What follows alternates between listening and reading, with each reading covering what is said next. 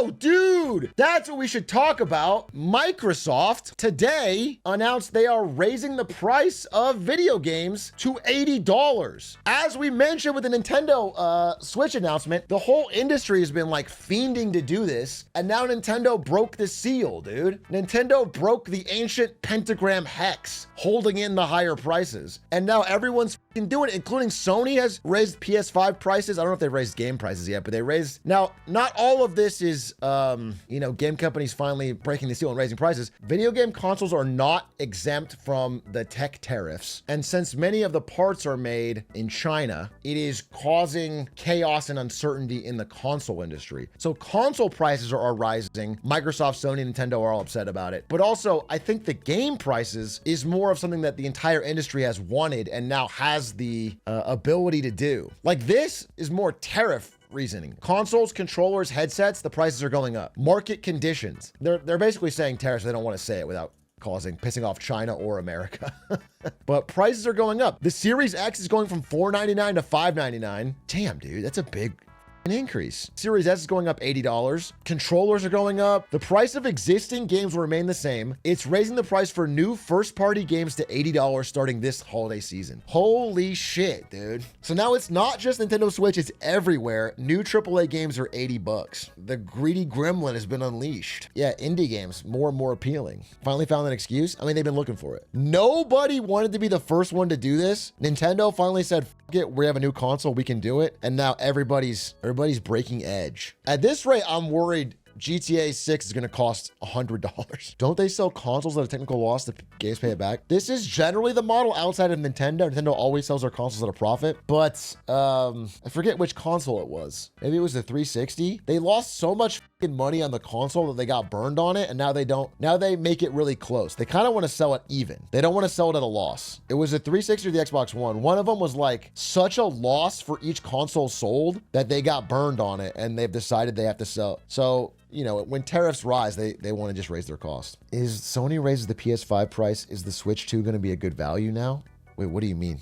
The thing is, I think the Switch 2 is obviously not a good value because even if you adjust the Switch 1 price for inflation, the Switch 2 is $80 more than that. Like, it is just expensive. And the console, not the games. I'm actually a low-key villain chair defender of the games going up in price. I mean, obviously nobody wants it, but I can see why. It really is, you know, it's just games costing what they've always costed. The dollar has gotten weaker, you know? People just want a better deal, obviously, and I get that, and I'm not mad at them for wanting that, but I just understand that console companies don't control the money supply.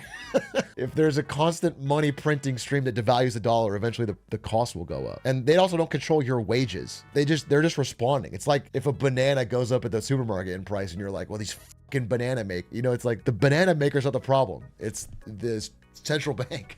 Technically, they do control a lot of the wages. What do you mean by that? When you say technically they do control a lot of the wages, are you trying to imply that Microsoft, Nintendo, and Sony are a significant portion of the wage earning populace? Or that Microsoft, Nintendo, and Sony are paying lower than average wages? Because neither are true. So I don't understand what you're saying. And it is worth noting, I already talked about this, but adjusted for inflation, games are cheaper now than 2002. This is true. A $50 game at Best Buy in 2002 would cost $90 today. This is all about how Get to Work 2 will be $80. Get to Work 2 is going to be $643, but it's a value deal. Okay, it's gonna be worth it. Don't you worry about that. Stop saying that. I just want to complain. Well, yeah, listen, I also want to say, like, people can complain, in fact should complain, because why not? You know, why not? Maybe stop a game from getting rated. I don't know. It's possible, you can't complain, but I just know that gamers complain but then buy anyway, and the industry has learned that. It's not like, I think gamers have overrated their ability of complaints to change anything without if nobody bought an $8 game, they would lower it, but they will buy it. Gamers are soft and love to cry. Well, I think here's the thing, is what gamers want is they want to have control over the output of the industry, but they don't want to do it with their actions.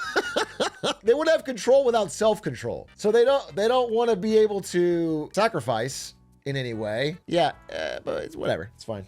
I think regardless, even if these $80 games are more expensive, we've entered a golden age of indie games, dude, that are way less expensive. I think about how many hours I got out of Blueprints. How expensive was that? $15? How expensive was that game? Actually, $30. Well, never mind. Still worth it, but that'd be sick at 15. But how many hours did I get out of that? Let's see. To me, it felt like an absurdly good deal. I got 34.8 hours out of Blueprints for $30. That's an incredible deal. That's an incredible deal. Compared to like a movie, I've spent more for less. Yeah, exactly. That's one small popcorn at the theater. Dude, fucking true. Dude, I was walking through LA with Adish today. I was like, hey, you want to get a juice? There's like a juice bar. I just wanted him to sticker shock because it was like a $15. It's like carrot juice, $15 or some horseshit, dude. Last AAA game I bought was Baldur's Gate 3, and I got 300 hours out of that. Yeah, I mean, Baldur's Gate 3, for people that really got into it and enjoyed it, is probably one of the best deals you can get on media ever. The amount of storytelling and voice lines and recording and quests and like absurd for what you pay. Gary's Mod, dude. Gary's Mod. What did that cost when it came out? $10, $15, maybe $20. I must have got 1,000 hours out of that. Orange Box? Remember the Orange Box, dude? The Orange Box made one of the greatest gaming deals of all time. Zoomers don't even know about the Orange Box. The Orange Box was TF2, Portal, Half-Life 2, Half-Life 2, Episode 1 and 2. And with Half-Life 2, you got all the bonus shit. And CSGO. It was such a deal. I forgot CS didn't used to be free. Well, they make money on the fucking skins now. Hey, Big A, if you want game prices to increase, could you spot me at 20 every time I want to buy a game? I don't want them to increase. I'm just explaining why they are increasing. And I just don't blame Nintendo, Sony, and Microsoft all that much. And I more blame the fact that our dollar is continuously devaluing. Is H-Rock increasing game prices again? I'm not pressing the game price increase button, I promise you. By the way, I sold the game for $12, just to be clear. People got a lot of hours out of that. We sold it for 12. Why not 11? Actually, I think we did sell it for 11. Was it 11 or 12? I thought it was, maybe it's 11.99, which is really 11 in the consumer's eyes. Why not 10? Why not 14, bro? 12 was a good number. So you just made it up. Honestly, what I did, and I think Isto asked me my opinion on the price to set the price. And what I did was I scrolled Steam and I looked at other games prices, and the ones that were 12, I was like, yeah, we're about there. That's what I did. I was just scrolling like as a consumer. I was like, well, and I saw that ones were 12. And I'm like, yeah, we're about a $12 game. This is a $12 game. I feel comfortable with that. And then it worked. I don't know. It was absolutely a vibe check. I think the bigger problem is they're trying to raise the price of games while also giving us half-baked products, promising to finish the game later. I sort of agree with that. I mean, I totally agree with you that like, if you're somebody that's going to buy NBA 2K26 or something, you're like, wow, why am I paying $80 for this game? And I also have 1 million microtransactions and pack openings and fucking DLC, or I'm buying Madden or whatever, you know? I totally understand that, but I also know that like Nintendo is probably gonna make a good game with the new Donkey Kong. It'll be a good game. It'll be a good, full, complete Nintendo game. They did a good job on it. It's not like they're nickel and diming you. It's just the games cost $80 now. People want it to be less. Everyone wants the games to be free. I understand that, but I guess I can't see it too much as that crazy. It's also worth noting that like, despite what I and many of you will say right now, the games will sell well. You know, it's like some of you right now who are like, this shit should not cost $80 are going to buy it. You're going to buy it. You're going to pay that price that they're asking for. So it's just interesting, you know? Dude, I will agree. One thing I will always agree on though is that while these prices, can be annoying in America, they're like devastating in countries where they just duplicate the price, or change the price for different, like in CAD, sometimes the euro will be stronger than the dollar, and they'll price it the same amount in euros. And it's like, what? That's not the same price. That's not the same price at all. Yeah, the conversions are often pretty Australia has it bad for sure. So Trump is helping us afford games. That's the takeaway from what your takeaway is, that Trump is helping us afford games. It will be a shocker to see like the next COD or Halo be $80. It does feel like, damn, this better be good.